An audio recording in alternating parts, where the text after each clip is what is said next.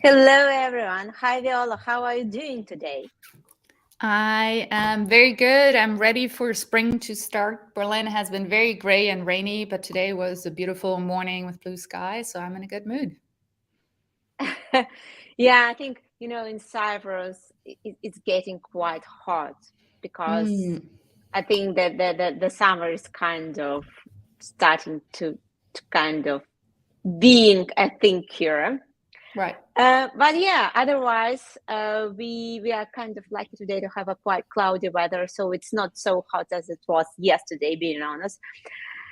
And so, hi guys, one more time. Hello and welcome to the first episode of the SERPs of the Week podcast. And today, as usual, we are going to discuss what goes into ranking higher for a specific search term. And I'm your host, Alex. And so I have a pleasure to introduce our guest, Viola. Thank you for joining us today. So Viola is passionate about digital entrepreneurship, flow, and mindful marketing. As the founder and SEO consultant at Flow SEO, she helps SaaS startups to scale their organic traffic. She is also the creator and host of the Startup Air Evolution podcast, where she discusses entrepreneurship and leadership with her expert guests.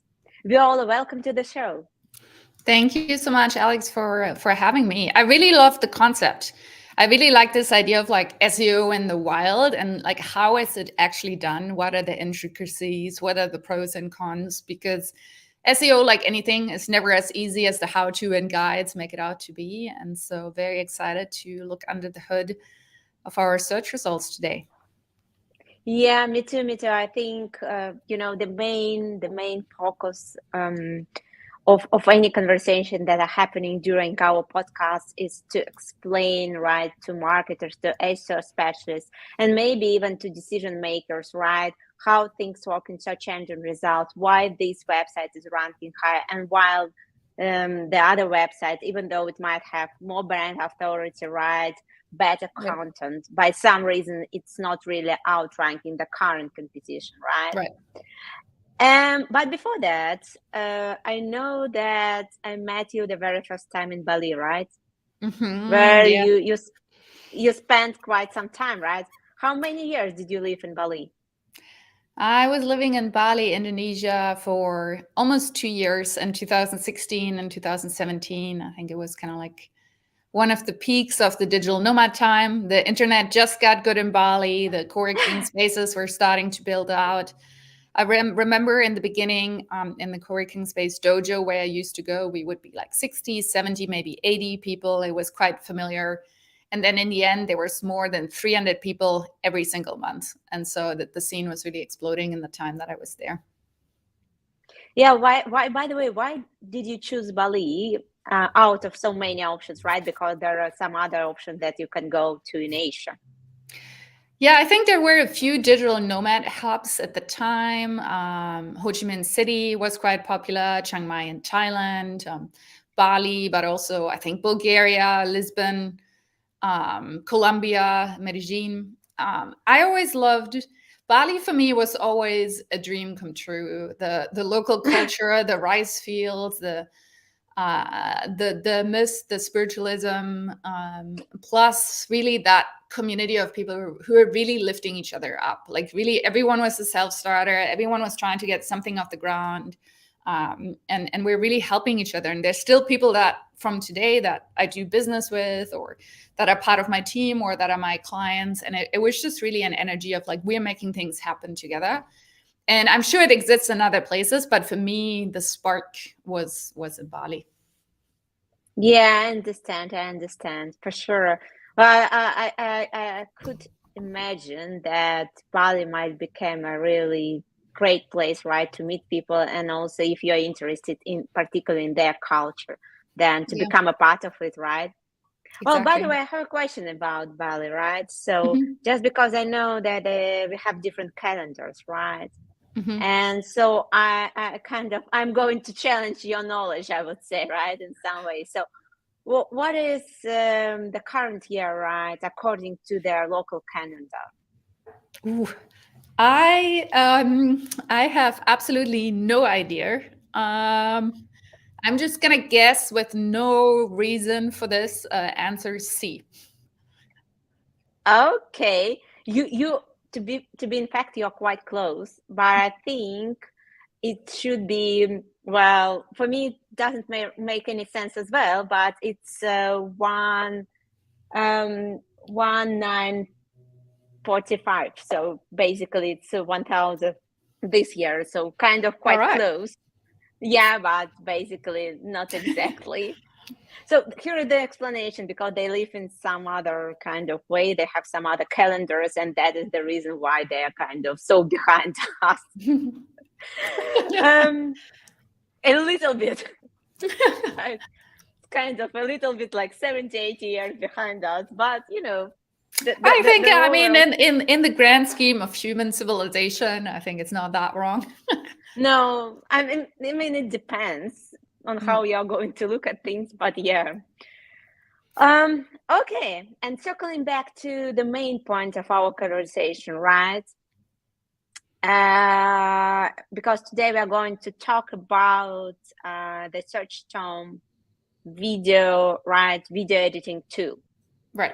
And I have kind of, a starting question, right? So, I remember the days, right, when literally each and every website was incorporating videos, right? Either using some very basic explainer tools. And I remember like around 7 years ago, this market was on the rise. So there was tons of tools that were allowing you to create some very basic explanation videos, animations, and so on.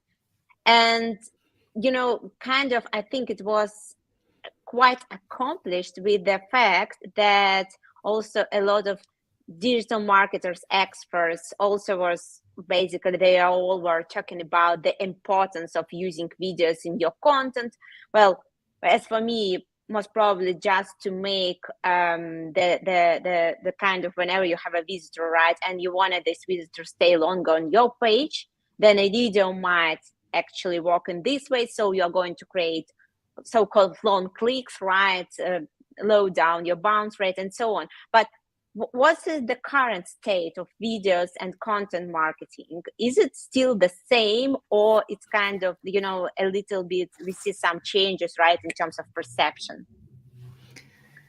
Great question. So, number one, I think with every good marketing activity, it really depends on whom you're targeting and how you're doing it. So, I'm in the software marketing space. A lot of our clients are B2B software tools.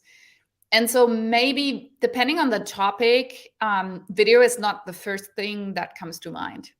That being said, I think if you have a B2C brand, if you have anything lifestyle, fashion, cosmetics, anything D2C, a cool drink, a cool muesli bar, a shake, a hair tutorial, I do think it becomes much more obvious that you need to have video content, because that is kind of like the experience that people are used to. They're used to it from TikTok, they used it from YouTube, etc. And so the first question would always be, who is your audience and what is your topic? And does video make sense in that context? Do you have something meaningful to say? And is this portrayed better in a video? And I think for some queries like how to do your hair, you anyway gonna see a bunch of videos from YouTube on page one. And so I think it will help with visibility on the search results, and then obviously with time on page on your website. The other thing I will say is I feel like in many ways, with a lot of things SEO these days, we're back to the good old days, in the sense that we now have ChatGPT spinning out hundreds of thousands of pages. This kind of reminds me of the content spinners that would only tweak a long tail. The videos with the animations. Now we have video databases, we have synthetic AI voices, we have transcript tools. So I think the cost for a cheap video is very, very low right now. And so I think in this regard, people are going to use it more. But the question is, do you have something meaningful and unique to say? I think just slapping a cheap video on it for the sake of having a cheap video is not going to give you benefits anymore. People are much more discerning right now. Our expectations toward content are much higher, especially some YouTube and TikTok influencers have so phenomenal videos. I think a cheap transcript and synthetic voice is not going to give you anything. But if you have a great video that makes sense for the audience, makes sense for the topic, 100% it's going to be good for your engagement metrics. It's going to be good for building trust. It's going to be good for potential conversions. And so this is one of these annoying it depends answers. But if you have something meaningful to say and it's better communicated via video, you should absolutely do it.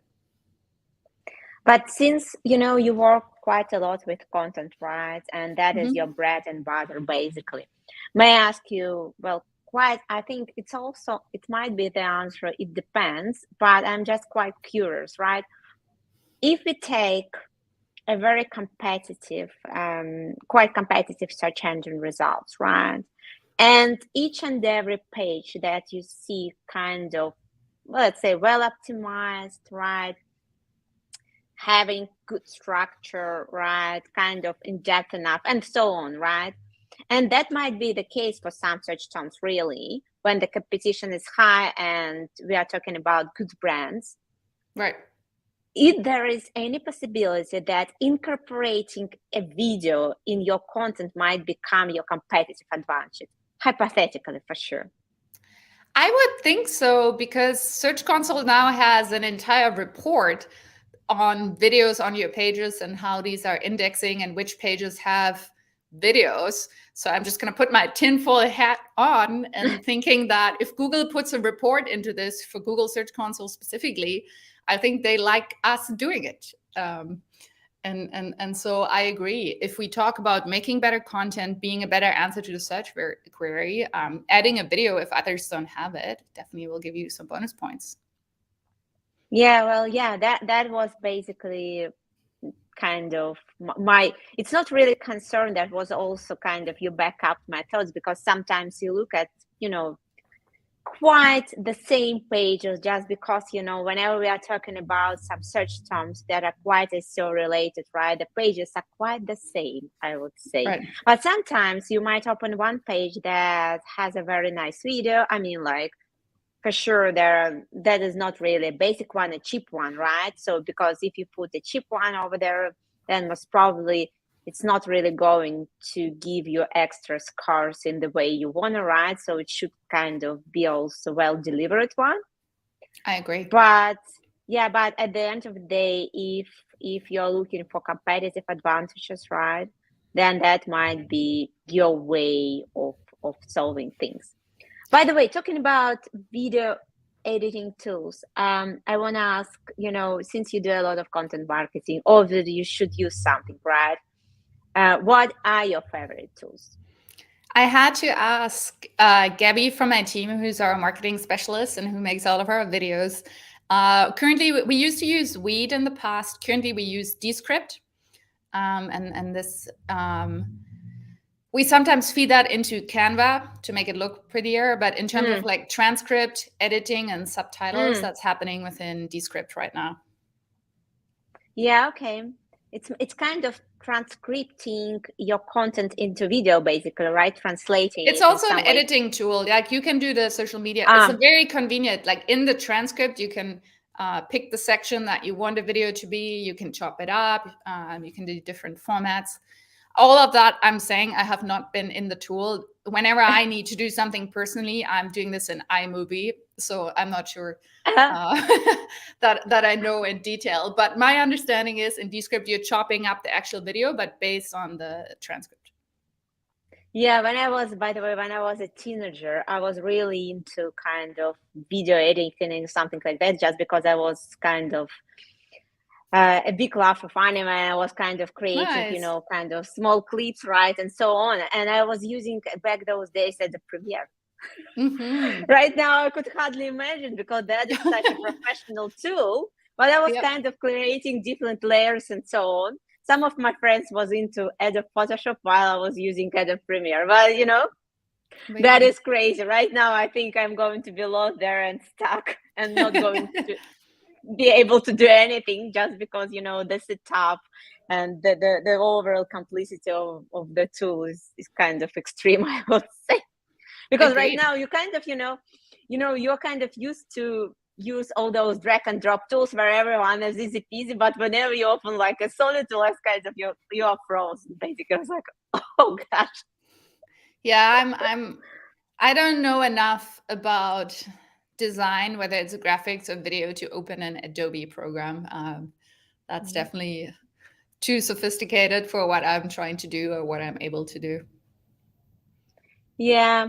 Okay. So I guess it makes sense to take a look, right, at the current search engine results for the given, right, search term, which is, we are going to discuss video editing too. And so that is basically what we see, right, in search engine results. Well, I have to say that I think it's extremely competitive search term. Even Ahrefs, what it tells us that it's kind of over 1,000 unique referring domains, right? You have to basically to build to outrank the current repetition. But before, right, I opened this search term. What was your gut feeling about it? May I ask you? So I think I would have assumed it to be high, and that's just because I've analyzed Canva in the past, because they're an SEO powerhouse and they do phenomenal things. And then obviously I know, again, talking about LinkedIn wants you to do video content. TikTok is video content. I do think it's like, at the core of marketing activities. So I did expect it to be competitive. But I think something that you notice is, given the search volume, it seems very competitive. Yeah. And so I'm sure we're going to dive into that. Yeah. Well, by the way, it's kind of, I think that is very, very incorporated with what you guys, right, are doing in terms of creating the right SEO strategies and also choosing the right keywords, right? Because in this particular scenario, we are targeting the seed keyword. The main keyword will be, if I remember correctly, video editor, right? That will be the main keyword. And actually, it's quite obvious, right? By looking at Canva, for instance, right? You know that everyone has done their SEO homework, because when you look at these URLs, they're all very, very neat. And I think people are giving away their target keywords by looking at the URLs. You get a pretty good hint. Yeah, here you go. Here is the right search term, I would say. But whenever you basically face, or maybe basically whenever, how do you handle such situations whenever basically you need to ensure that you are not going to target the seed keyword whenever it's not really required, needed, right? Because sometimes you have to target the seed keyword, right? There are some scenarios, most probably. But maybe you can explain a little bit about the whole approach to this. Right. So let me first start, like when I talk with my clients about some of the key bottom of the funnel transactional keywords, such as one like video editor, everyone wants their feature or product page to rank on page one, right? This is just a dream. Like no matter what you that is exactly what we hear each day from our clients. Like, let's build links to our landing pages, no matter what. It's like, exactly. But you will explain this. Everyone dreams about this, right? Project management software, performance management software, etc. Everyone wants the feature page to be on page one, because that's obviously a highly converting page. But I think the first thing I want to do before I recommend the page type is really studying page one and seeing what is the type of pages that are here. And I think in this regard, the video editor page is actually quite interesting, because you do see a lot of product pages and home pages up there, which I think that is already giving me a sign that this is probably a good idea to do a product page or homepage. Very often when I search keywords for my clients, I see a very different picture though. Often I see Capterra, I see G2, I see Trust Radius, I see 10 best software to do X. And so if page one is like slammed by all these review sites and listicles, my first assumption is like, maybe we don't even stand all that good of a chance to rank with our product page. And maybe we need to think about creating our own listicle, or better, a buying guide, a lot of my clients are hesitant publishing these articles, 15 best software, because then it's them and 14 competitors. And so then often I try to suggest them, let's do a buying guide to choosing project management software, which can also be long form, which can also be detailed, and can stand quite a good chance. But that would be the first thing, is like looking on page 1. If it's full of review sites and listicles, we might have to bite the bullet and do a listicle or buying guide type page or a pillar page. If it's full of product pages or other people's homepages, that's, I think, a relief for me, because I'm thinking like, oh, okay, maybe with our own product page or homepage, we stand a chance as well. And so I think in this regard, this one is very interesting because page 1 has a lot of home pages and product pages. But maybe I try to share my screen now as well. Yeah, absolutely.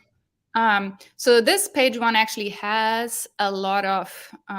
You haven't yet started sharing your screen. There we go. Okay. So page... Perfect. So what I did here is... just to show you quickly how I've got here, is I export the search results from Ahrefs. So that's just pressing export in Ahrefs. Then I make a column here by hand, and I write down for the first 20 or so results, I write down what type of a page is it, product page, homepage, listicle. I just write that down by hand. And then Ahrefs actually gives me here the word count of these pages. And so then I just want to see, is there a correlation? So we can see this is page 1, so position 1 to 10, that's page 1, position 11 to 20.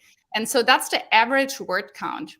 And so there's not a super clear correlation. If you are longer, you're going to do better.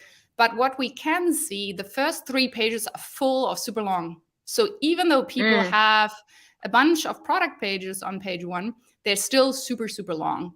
And so that's just something to think about, that having a very short, brief, product page is probably not going to get you there. And we can see this, for example, with the Canva one, there is actually a lot of content. It's almost like a homepage or a hub for that entire topic. It's actually very, very long form. And so that just tells me, like, I do think we can potentially give this a try with a product page, but it needs to be a really, really long one, because search results are very, very long for this. And so we need to accommodate for that. And that very short and snappy product page might not stand a chance in this case. So that's how I would start thinking about this and try to make a decision around what type of page I want to be creating for that. And then apologies, I do have another chart for you.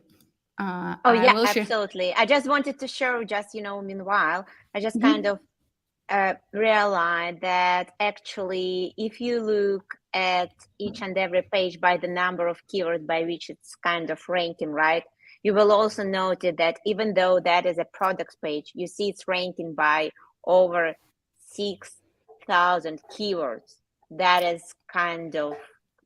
It's phenomenal. Like a long form content, in fact. Exactly. So that is the magic. You absolutely read my mind, because that is exactly the chart that I would wanted to share next, because similar idea again, position. This is page 1, position 1 to 10. And then it's the number of keywords that this page is being indexed for. So the results currently on page 1 rank on average for 4,500 keywords. And so that also tells us, again, how smart Google is today with understanding synonyms and variations and search intent, because most of these 4,000 keyword variations wouldn't even be typed on the page. And so I think that is why video editing tool, the original SERP, is so competitive. Not everyone is targeting specifically video editing tool, but a lot of people are targeting video editor, online video editor, and then as a result of having a strong page have caught more than 4,500 variations. And this is why, even though video editing tool only has 100 searches, it's so competitive, because it's these like super strong SEO powerhouses that rank for thousands of keywords. And so my thinking is always, Picking the right type of page with the right focus, with the right main keyword allows you to win a lot of these supporting and secondary keywords without necessarily having to write them on the specific page. But, I kind of, it's kind of interesting because today I looked at one tool that basically what they're doing. It's a very, I kind of between right now, but I want to hear your opinion on this. What this tool does is basically looking at the search terms by which your particular page is kind of ranking. So basically taking the data from Google Search Console, analyzing your page as well, and saying, hey, you have to add those keywords to your page. Right. And I'm right now kind of, while circling back to what you've just shared. And since we don't really work much with content, I wonder whether it's a pointless exercise or not. Because for me, it's very hard to justify the value of this. Yeah.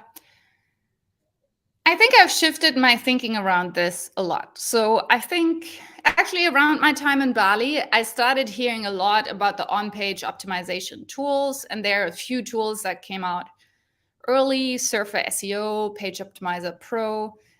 Today we have a lot. I personally also like a lot Keyword Insights AI. I think SEMrush has an editor now. There's a lot. So I think that whole idea of correlating keyword usage with ranking success and then seeing where's your gap has gotten very, very popular.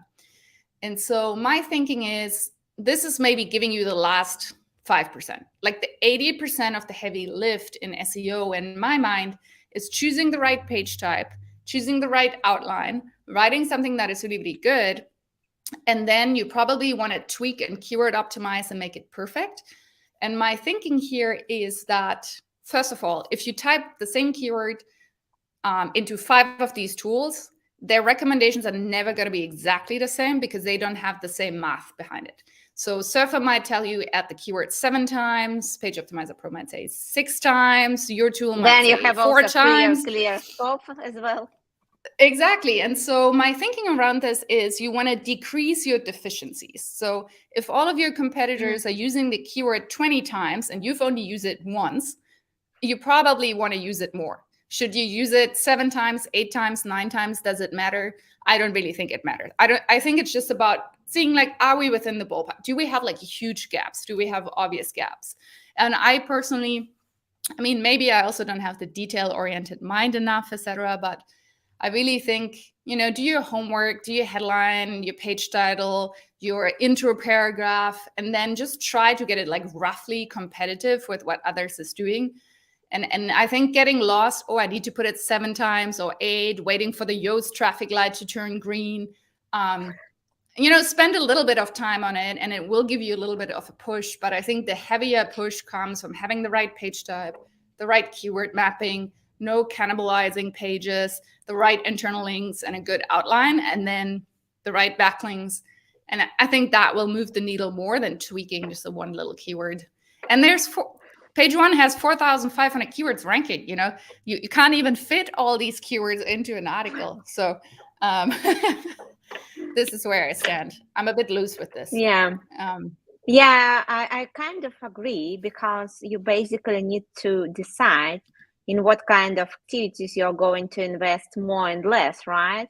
And what will be the potential outcome of this. If you're going to basically, put all those keywords, the main goal is just to put those keywords rather than making sure that your outline and the structure of your content and what you're going to talk there is kind of giving a unique spin, right? It's kind of creating AAT and so on, which is, I think, the main point of everything.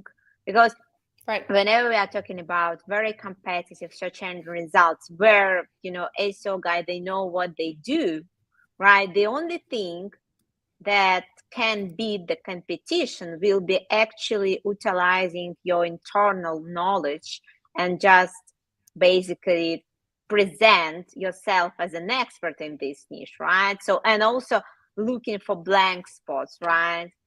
because I've been delivering, for instance, an outline, not really just because I'm a big fan, but sometimes you have to do that just because we felt that our client is failing in doing that, and we thought, okay, let's give it a try.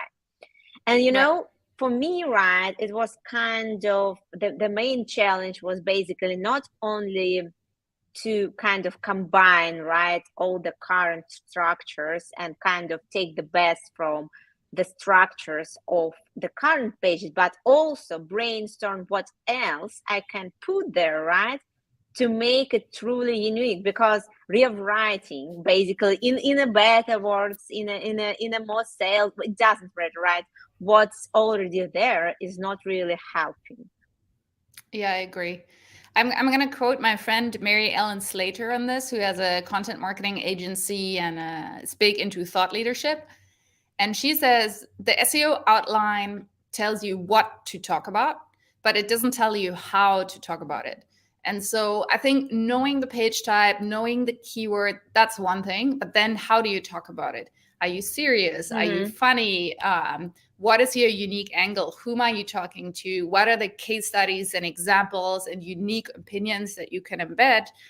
Because keep in mind, of course, we want to rank, but that is only a leading goal to ultimately winning a customer. So ranking is good, being remembered is better. And so how do you talk about it? What is a unique perspective? What can you add to it? So that is, I think, where then comes the creativity into the content writing. After being very mathematical, very nerdy, and very precise in your content calendar, into your content outline, then there's a phase for being bold, being creative, being interesting, and having unique opinions. Yeah, definitely. I think in the majority of cases, by looking, kind of analyzing, right, top ranking pages, and we do it also quite a lot, right, because we need to understand what kind of pages we need to outrank, right, kind of need to project the results based on this.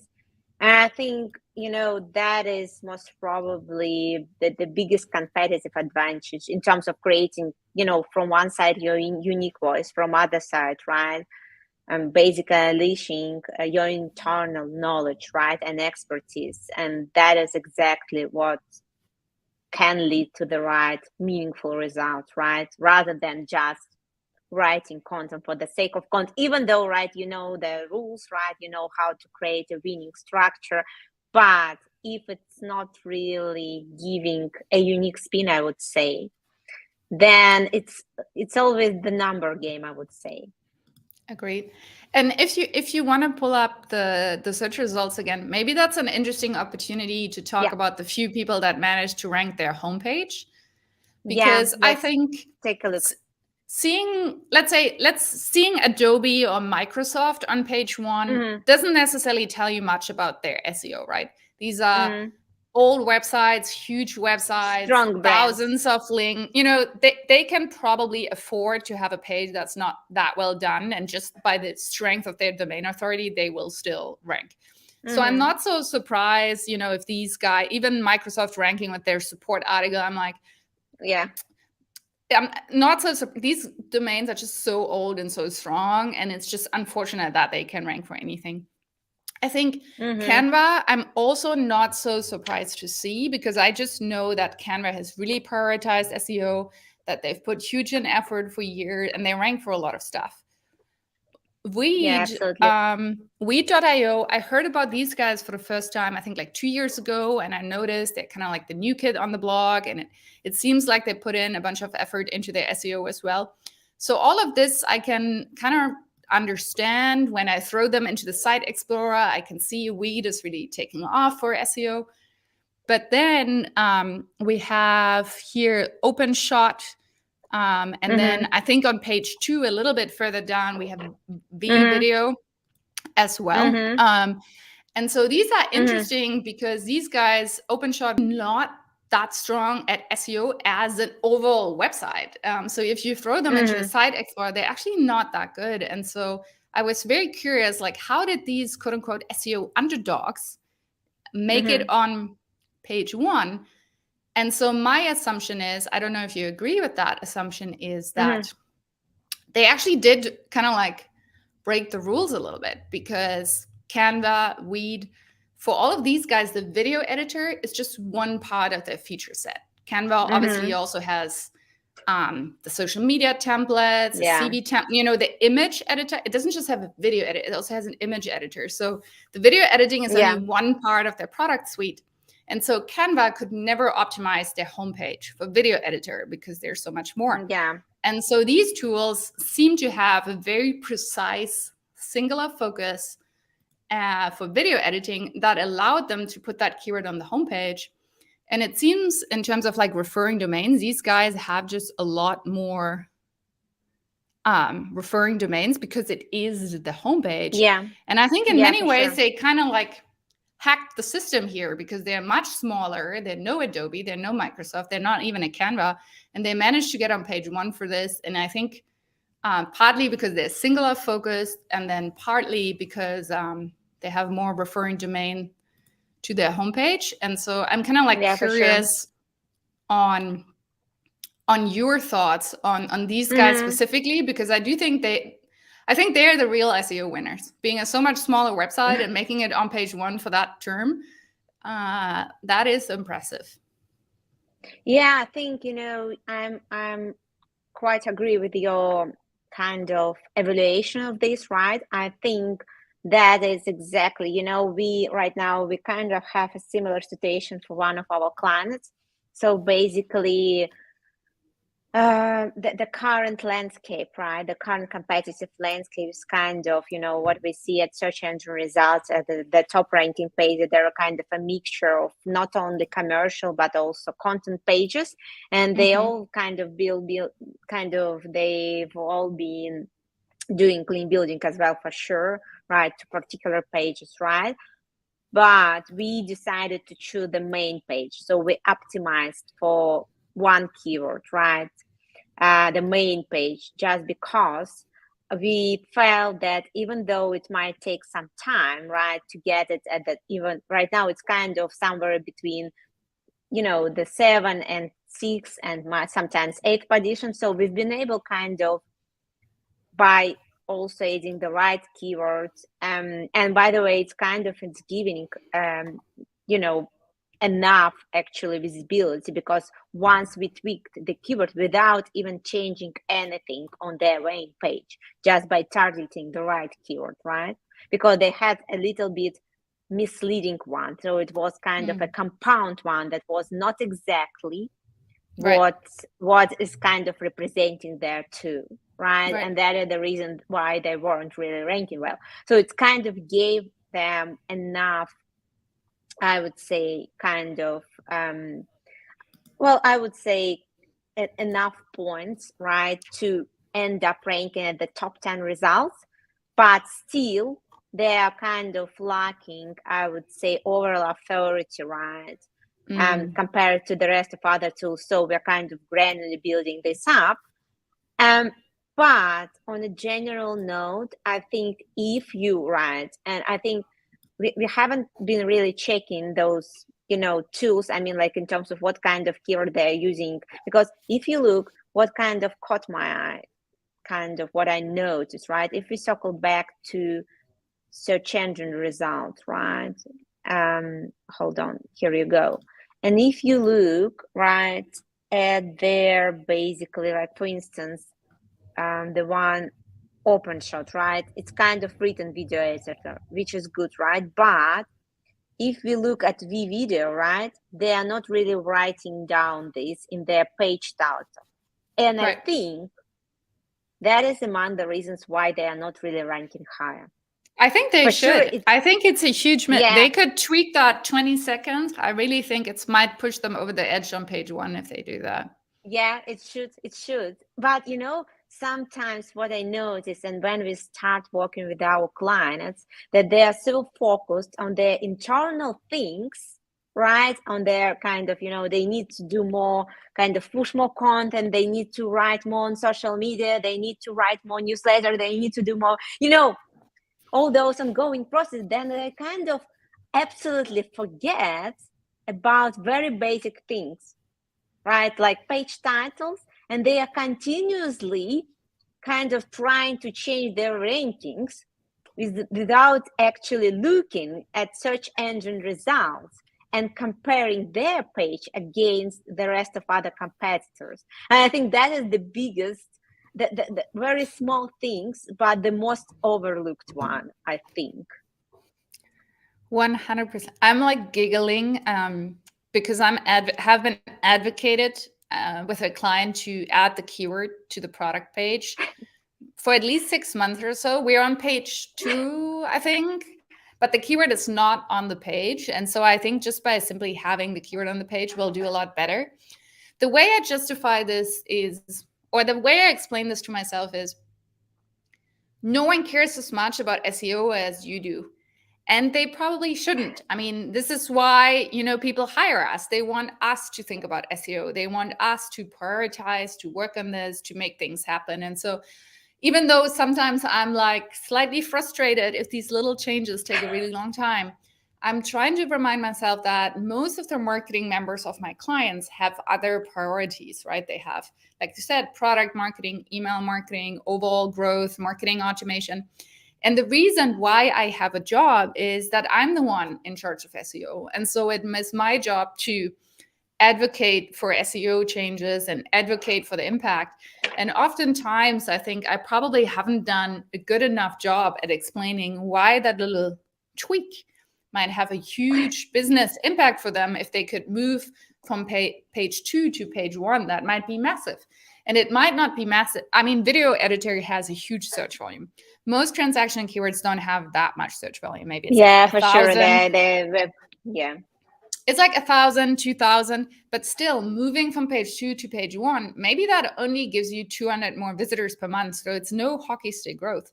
But if these are the 200 right people who are ready to purchase, who know they have a problem, they know they want a solution, they're ready to buy, these are the hottest candidates. And so sometimes when stuff like this gets not executed, the keyword is not in the headline 1, the keyword is not in the page title, I try to remind myself that I probably haven't done a good enough job at advocating for that change and standing up for SEO in the marketing organization.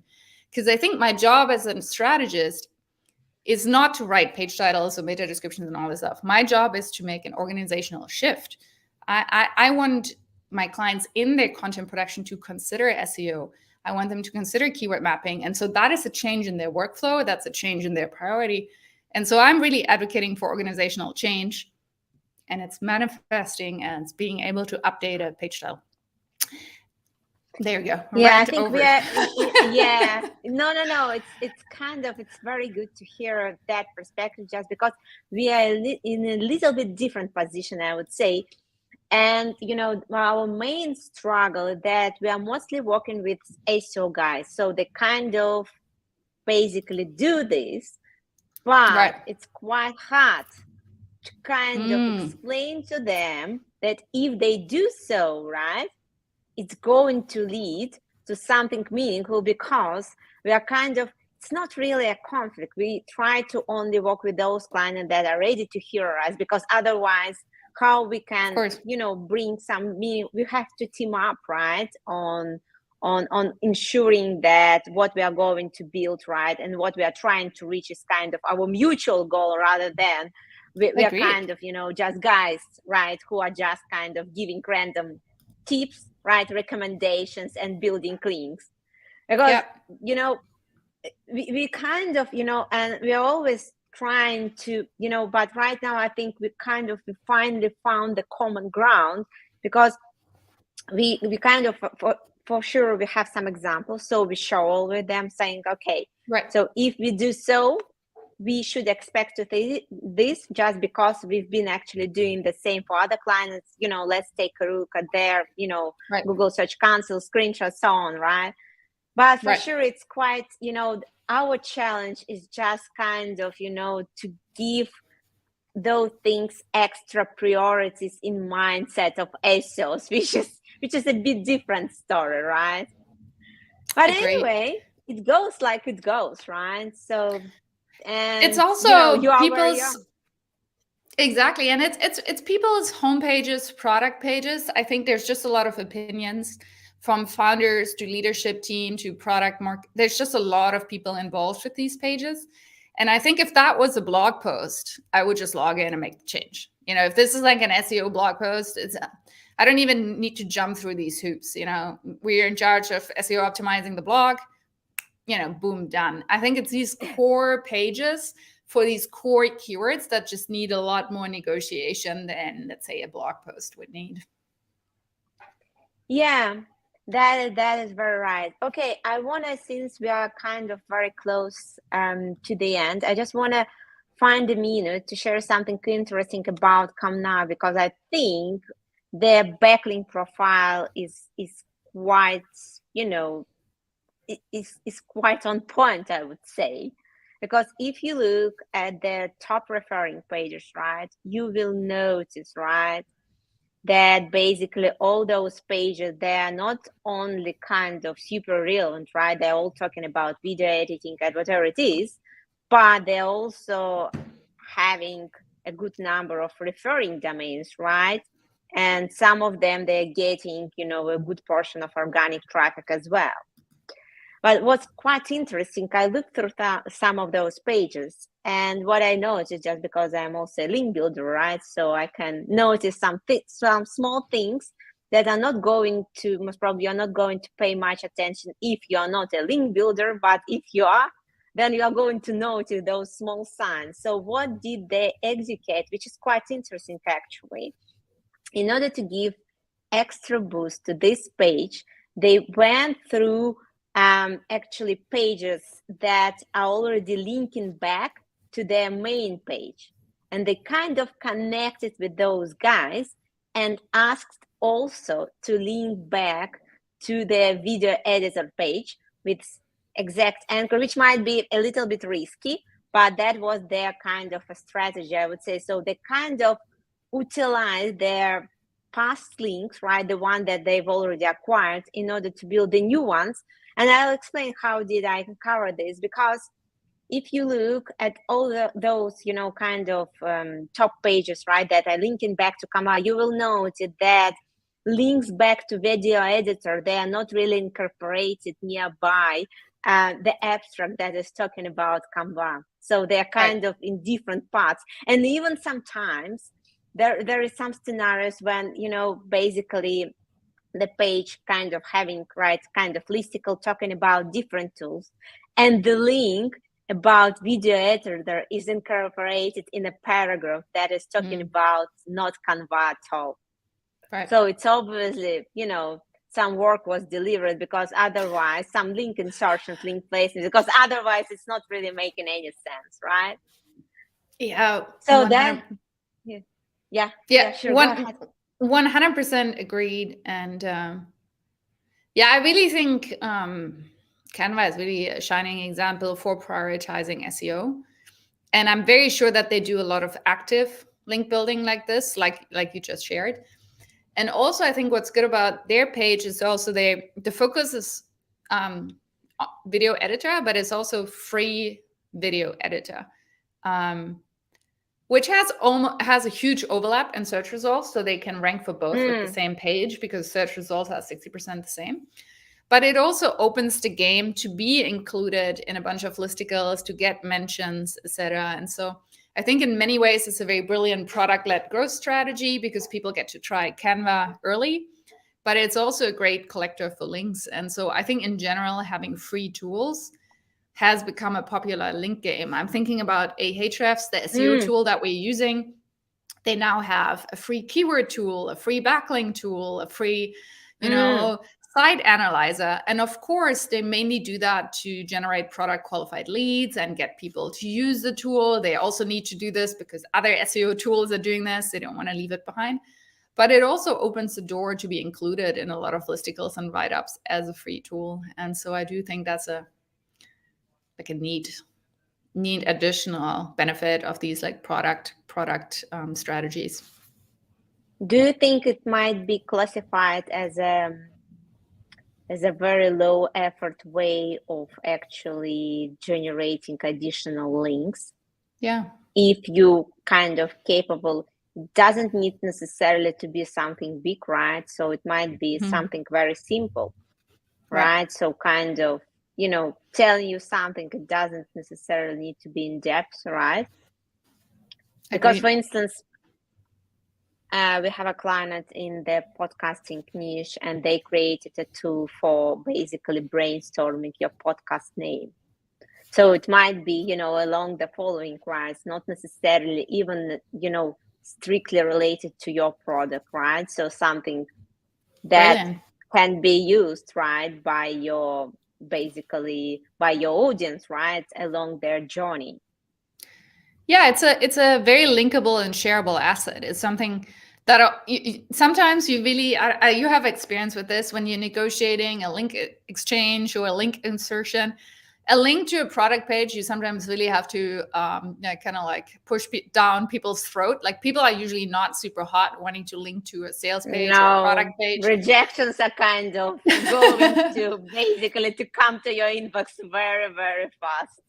Exactly. And so I think when you have something that's actually useful, actually linkable and shareable, podcast title generator, calculators, different actual templates that are actually a useful template, not just the word in the title, etc., you're also having a secondary benefit of becoming more link worthy. Yeah, I think, also if you think about, a user journey, right? And basically thinking about growing your brand awareness, I think that is the easiest way of getting things done. Because if you kind of trying to build something big, right? So you are not really laser targeted, so kind of getting clients right now and then, kind of closing your business. So if you're kind of, have a solid plan and so on, then most probably besides, right, creating content pieces, that might be, kind of a winning strategy, right? Because the more people will be, kind of using your tool, right? And the more people will be kind of getting acquainted with your main business as well. By the way, I wonder, I have the last question, which is between actual links and content. What about creating kind of courses and so on, educational hubs? What do you think about this? Is it also a way of, kind of making your brand stand out, also giving some SEO priority to your website, plus maybe also an opportunity to generate some low-hanging links? I think it depends on the product and service that you're offering. And what I mean by that is I think on the one end of the scale, we have something that is like lower price point, maybe self-serve, maybe freemium. So if it's a Canva, you can click yourself, you're like sign up, you pay $10 a month, you're in it. On the other hand of the spectrum is maybe more the enterprise, high price, maybe there's a sale. So some of my clients that have like big enterprise deals, etc., that's not an easy click for someone to do. That's potentially like months of negotiation. Or if I think of myself as an SEO agency, people don't go on my website, click like sign up, right? I'm like speaking to them, trying to figure out if it's the right fit. And so I think if you're a small service provider, there's a lot of things that you can do in terms of like relationship building, social media, brand, appearing on other people's podcasts that you can do to get your first clients. Or if you have an enterprise product, you're maybe at the trade shows, you're doing more demand gen, etc. I think that's a very different game from this game where we are playing the kind of like low price, self-serve, etc. idea. And so I think on the kind of like low price self-serve idea is really you want to scale your traffic, you want to scale your audience. Growing your business has a lot to do with feeding your top of funnel more, getting more people to the website, getting more people to come, and optimizing the different. Flow SEO might have only 20 visits a month, but if it's like one right person that closes a 1-year contract with us, I'm happy with that. But for someone like Canva, sure, it's 20 visits a month is not going to make the difference. They need to scale. And I think if you're playing that game, whatever you can do to scale traffic, and then from there, even if it's very top of funnel traffic coming to the course now, even if you scale very top of funnel traffic, if you then can educate the people and show them how you're the solution to their problem, that is going to be incredibly helpful. And I think that is why people like Ahrefs did the SEO beginners course. They now have a book. This is why Semrush probably also bought like Backlink or another guys, etc. Is this idea is like scaling top of funnel traffic, educating people on the product, educating people on the solution, etc. to event, because you need to have that huge traffic numbers. Yeah, the more people are going to come, the more you're going to convert, because that's basically, you know, that the logic, but not necessarily for all companies. I agree, it's going to work in this way, just because for enterprise company, the main problem is that you have to have a very good sales team that is capable actually to work with those leads, because when you're going to scale this up, right, and you start receiving more leads, you know, the main question is, does your team is capable of actually processing those leads, right? Yeah, it's a very different game, I think. So the more doesn't necessarily mean the better. Yeah, agreed. And that is exactly what it's exactly the same in content and exactly the same in links. Yeah, definitely. I agree. So I guess the bottom line that, you know, it all comes down to building a solid strategy, right? Looking for, first of all, long-term wins rather than short-terms. Just because if you do it wrong, then it's going to take way more time to rebuild this, right? And actually to change, you know, basically the perception of your brand in Google as well, which is very important actually. And a lot of people, a lot of marketers, they don't really care much about this, but in fact, I think that is how exactly, like, you know, companies like Canva has been able to reach such, you know, such fantastic results, just because they were kind of building it granularly from the very beginning, right? And having, first of all, long-term goals in their mind. Agreed. Yeah, Canva has done a good job, like prioritizing product-led growth, organic growth, and really SEO since the start. But in all of this, and coming back to the video editing SERP, I am kind of stoked that like two of these like smaller companies are on page one. Like, I think that is a relief for me as an SEO, and as I think about the makeup of the internet and diversity of search results. I really love that you have Microsoft and Adobe on page 1 and 2, and then Canva and Weed, and then just some new kids on the block. And so I think you picked a really interesting search result here. I really appreciate you choosing this one. Thank you very much, Viola. Thank you. And so thank you very much, guys, for joining us today. And let's see each other, you know, in 2 weeks. Thank you very much, Viola, one more time for being with us. Thank you so much, Alex. And really congratulations on the launch of this show. I really think it's a brilliant thing to do, and getting at the core of the intricacies of SEO and seeing real SEO results. And so I really appreciate it. And thank you for inviting me. Thank you very much.